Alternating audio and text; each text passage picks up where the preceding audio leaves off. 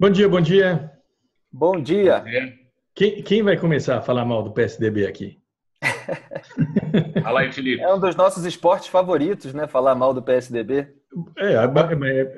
Tá cada dia mais fácil, né?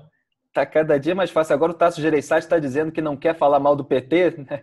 Na campanha eleitoral, quer dizer, Isso. Na é a entrevista, antes,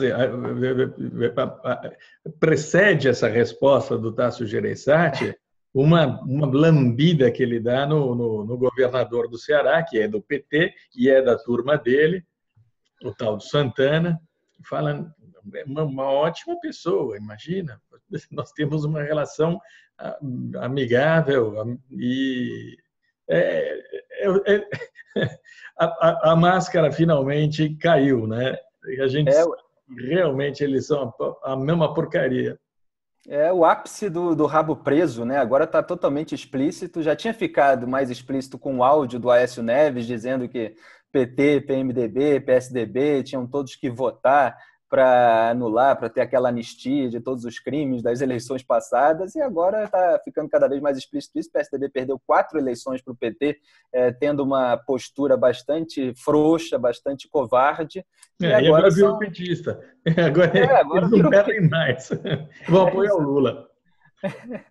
exatamente. Felizmente tem alguns cabeças pretas ali, como o Paulo Eduardo Martins, eu fiz um post agora, que está dizendo isso, ou seja, já sabe como perder de novo as eleições, né?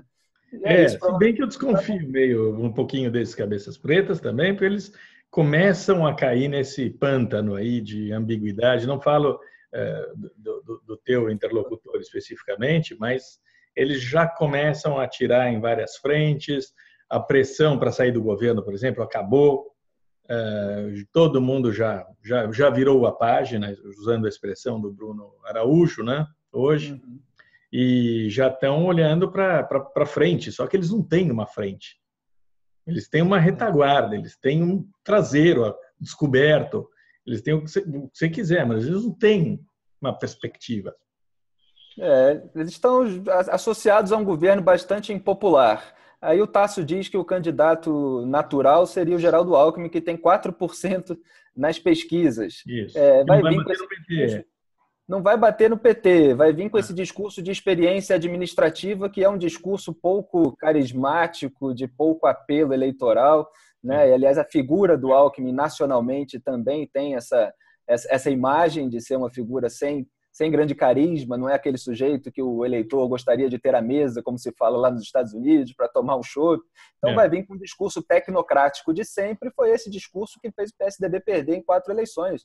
Então, realmente eu não sei qual vai ser aí a narrativa tucana para 2018, mas eles estão numa situação bastante delicada. Não é isso, Cláudio? Mário? Mário, vocês estão. Não pode, vocês tomam muito por valor de face, pelo valor de face as palavras dos políticos. Não se pode tomar pelo valor de face. O que está acontecendo no PSDB neste momento é uma trégua, porque a coisa vinha desgastando muito a imagem do partido, que já está desgastada e que tende a ficar ainda mais desgastada. E, na verdade, o que parece que está combinado é que se o Dória chegar a perto de 20% das intenções de voto nas pesquisas até o final do ano, o candidato será o Dória. Esse papo do Tasso falar que o Alckmin é o primeiro da fila é um papo para fora, né? Não estou dizendo que a guerra não continua aberta, não é disso, mas está cada vez mais claro para eles que o Dória não pode ser descartado, né? Assim, de uma maneira preliminar. E ele está trabalhando neste sentido, o número dele é 20%. O número dele, isso é informação, não é impressão. O número dele é 20%. O número, você quer dizer a meta dele? A meta. A meta, o número. Eu digo o número, sim. Né? Quer dizer, a meta do Alckmin é chegar a 20% das intenções de voto, do Dória nas intenções de voto até dezembro, né?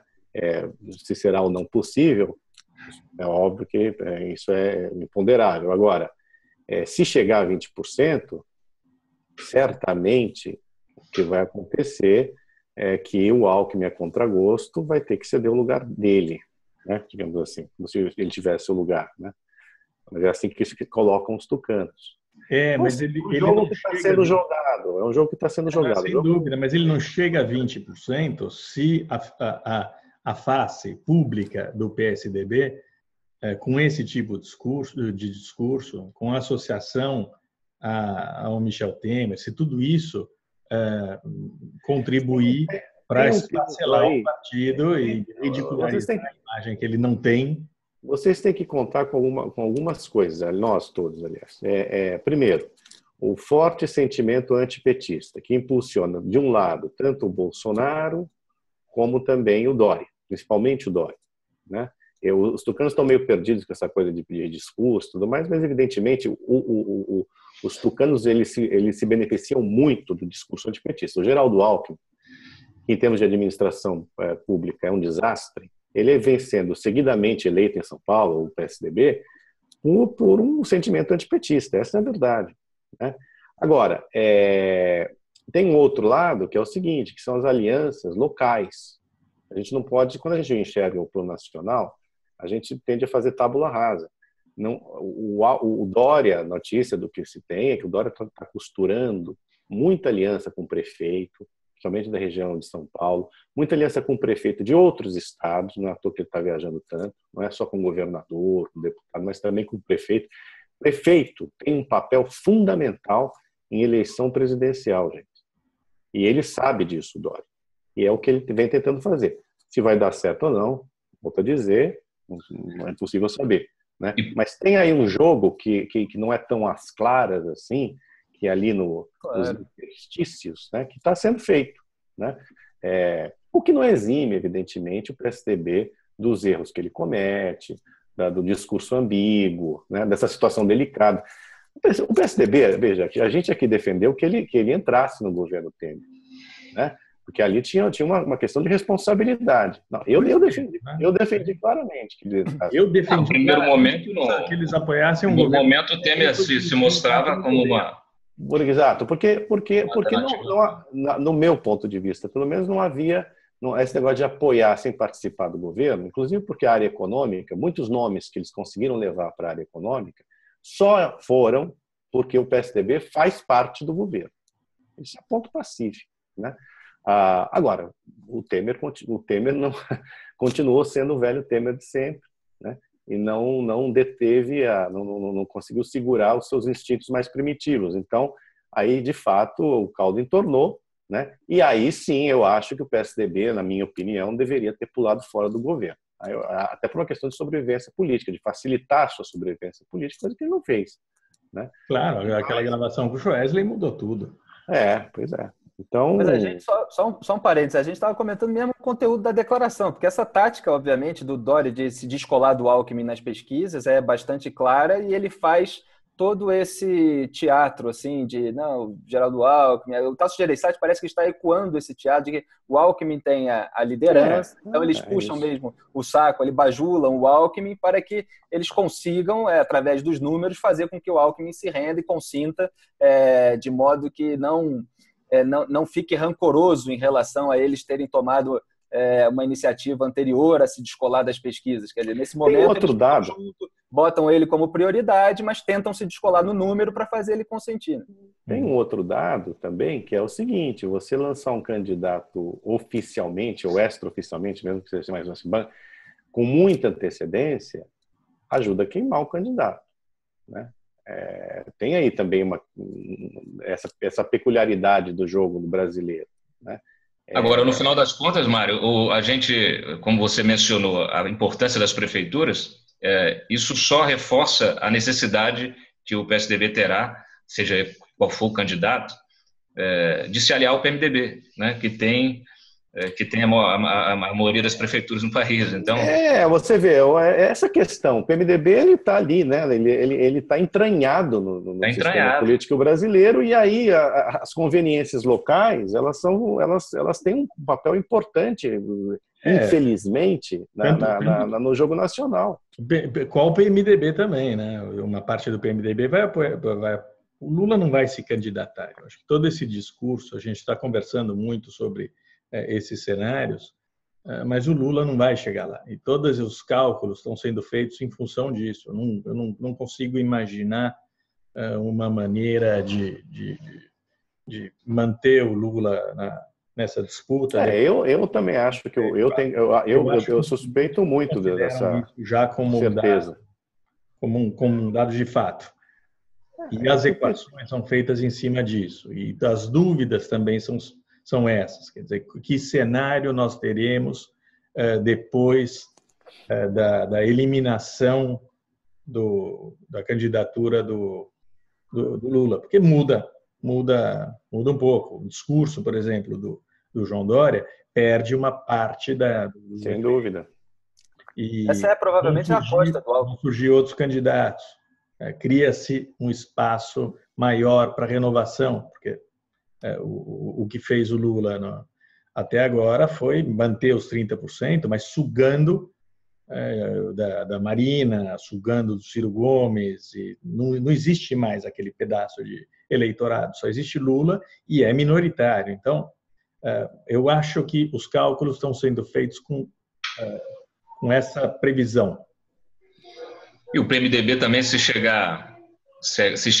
o governo Temer chegar fortalecido nas vésperas eleitorais aí, eles dificilmente não vão querer também ter um cabeça de chapa. Dependendo do que aconteça com essas investigações todas aí, isso é tudo imponderável. Eu me lembro até hoje, uma vez que eu estava conversando com o Moreira Franco, que ele, antes de surgir isso tudo, e quando eles assumiram o poder, que era isso que ele sempre queria, né? Dava para perceber no olhar essa coisa de chegamos, né? Chegamos, agora estamos aqui. Então assim, o pessoal não vai. Eu acho que esse namoro do PMDB com o Dória, né, que aconteceu ali há umas 2, 3 semanas, eu acho que indica que o PMDB não tem muita ilusão a respeito da possibilidade de ter um candidato a presidente. Eu não vejo o PMDB como candidato a presidente. Não acho que tenha nesse momento. Não acho que tenha nesse momento. Eles pensaram no comecinho do governo em passar a perna no PSDB e lançar Michel Temer para... Michel Temer é um deputado ele é um deputado na última eleição, ele conseguiu ali perto de 200 mil votos e tal, mas não... Mas não tem projeção. Que o governo seria pois é. Não isso daí que a gente está vendo. Mas eles... E assim, existe sempre a possibilidade de eles arrastarem um candidato de outro partido para dentro, né? De eles puxarem um candidato dele que tenha viabilidade para dentro, para usar essa estrutura e não ter que abrir mão, né, do poder, né? Acho que essa é o mesmo cálculo do DEM, eu concordo. É o mesmo cálculo do DEM, exatamente. O DEM um apelo eleitoral e eles oferecem a estrutura, estão até acenando para o Bernardinho. O DEM e o PMDB, eles não têm uma figura de projeção nacional. Eles precisam vampirizar ou se aliar, né? Agora, partidos que precisam ter... Só existe o João Dória porque o PSDB tem um. Só sobrou um. Mas terá. De qualquer maneira, o PSDB e o PT não poderão não ter candidatos majoritários. Isso não existe. Não existe. Não é possível, né? Porque aí, de fato, é o fim do partido, né? Dos partidos, né? Agora, o Dória, eu acho que ele será candidato. Se ele não subir muitas pesquisas, talvez ele não saia do PSDB. E desinfla também essa... Desinfla, Agora, o problema do Dória continua sendo a administração dele em São Paulo, que começou, parecia que ia bem, e não é grande coisa, né? Não está fazendo muita diferença. Também é muito cedo, porque o cara não está nem um ano na administração, encontrou um caos. O petismo conta muito. Mas exatamente, por isso que ele tem que ter essa discussão de petismo. Porque para mostrar coisas... Seríamos obrigados a votar nele, né? Como o cálculo de todo tucano, como eu te falei, falei aqui, o Alckmin e tudo mais. Agora, ele precisava ainda, com pouco tempo de administração, ter uma vitrine. Parece que a vitrine dele, que ele quer que seja vitrine, aliás, andou sendo noticiado, inclusive, é o tal do Corujão, né? Aquele mutirão que ele fez aqui, para tirar da fila pessoas que precisavam fazer exames e tudo mais. Parece que funcionou e parece que está um pouco melhor, mas assim, não sei se a ponto de ser uma vitrine que faça diferença, entendeu? Então, é isso, né? Tem aí o fator Bolsonaro, né? As pessoas continuam subestimando o Bolsonaro. Eu volto a dizer que eu não subestimo o Bolsonaro de jeito nenhum. Acho que ele vai ser um player importante, inclusive assim, até em matéria de apoios. Se ele não for para o segundo turno, ele terá evidentemente um capital, se tudo continuar na mesma toada, claro, né? Nas mesmas condições de temperatura e pressão. Ele terá um capital político em termos de voto, embora as transferências não sejam automáticas, a gente sabe disso, mas ele terá ainda assim um capital, uma voz, né, muito importante para o segundo turno. Então ele não é um sujeito a ser descartado, menosprezado, subestimado. Inclusive acho que se ele continuar com esses números, né, as pessoas vão ter que bater menos nele, eu digo no mesmo campo político, né? Se quiserem ter o apoio dele no segundo turno.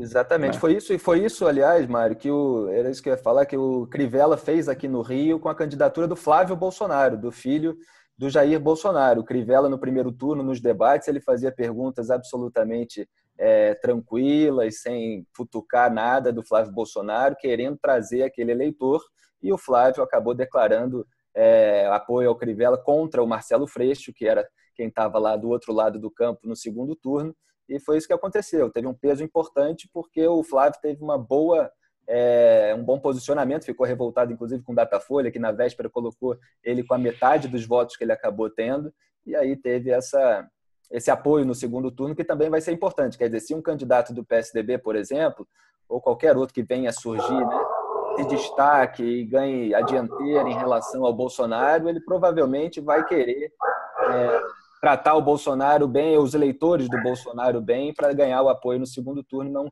não ter uma rejeição muito grande.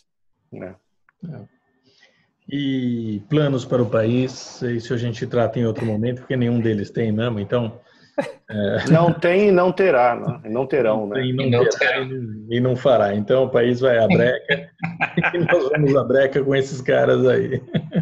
Aguentem, tapem o nariz e aguentem.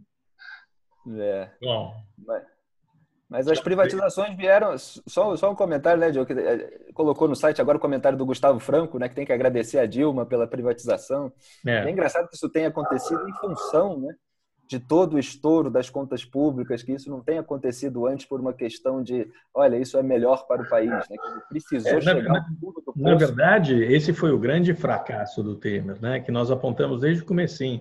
Esse deveria ter sido o primeiro movimento do governo dele, anunciar que o país estava quebrado, exato, evitou fazer, e propor imediatamente um pacote. Porque eles não têm convicção, entendeu? Eles não têm comissionados. Eles não têm convicção, é evidente. Não tinha nenhum diagnóstico do país. Claro. O cara era vice-presidente, não sabia nem o que estava acontecendo no país. Ele não sabia quais eram os números de verdade.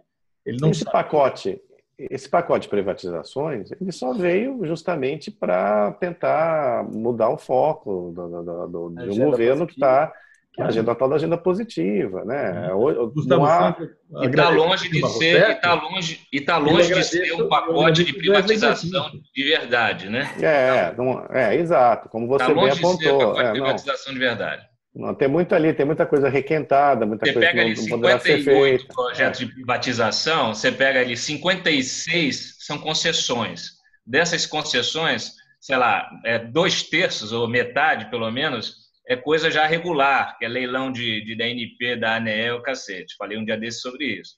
Os outros, aí você tem, sei lá, 1/3 disso, que é o governo federal encampando privatizações dos governos estaduais e municipais.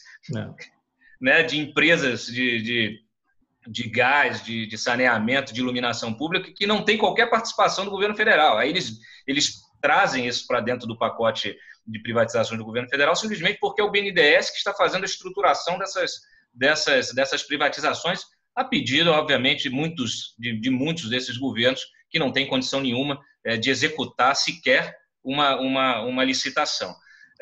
Então, assim, você tira isso tudo, sobra ali a Eletrobras, a Casa da Moeda e ali alguma coisinha da Infraero ali, daquela venda ali da alienação da participação da Infraero nas coisas, né? Então, enfim.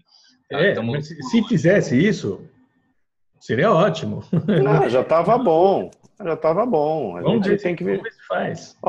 Uma empresa, grande empresa privatizada a cada administração, em 2100 a gente vai ter um país fantástico. E começa a ter chance. Os netos dos seus netos. É isso. A gente está acompanhando bem essa coisa da privatização aqui. Quero ver a modelagem que eles estão fazendo da Eletrobras. Eles ainda estão tentando, quer dizer, tem gente de boa vontade dentro do governo tentando incluir, tentando criar uma forma ali, fazendo um estudo jurídico, uma forma de incluir a eletronuclear e a própria Itaipu nesse pacote, que seria um grande ganho para o país. Itaipu é uma caixa preta, é um desgoverno total, é dinheiro que você aplica, não sabe nem como. E de que maneira? Eles estariam tentando manter a operação, né, que vamos dizer assim, tem essa questão estratégica, né, a usina nuclear também, e a hidrelétrica, que é uma hidrelétrica binacional, mas passando, obviamente, a titularidade disso para o capital privado. É uma coisa que ainda está sendo estudada. Tem muita gente tentando modelar essa privatização da Eletrobras numa privatização real, de verdade. Mas tem muita gente contra, tem muita pressão política contrária, tem gente querendo, né, a gente viu aí, noticiou, não querendo abrir mão de Furnas, de Chesf, etc. Os mineiros, por exemplo, com relação a CEMIG, a Furnas, é óbvio, né? É o grande manancial cabidão deles. Não, é só um cabidão, é manancial de recursos espúrios. É usina de propina. É usina de propina. Né? Todo mundo sabe disso. Essa é a verdadeira lista de Furnas. Óbvio. Tem todos os deputados de todos os partidos, entendeu? É um negócio maluco, né? E ficam ameaçando de não votar a Previdência, essa reforminha aí que estão fazendo.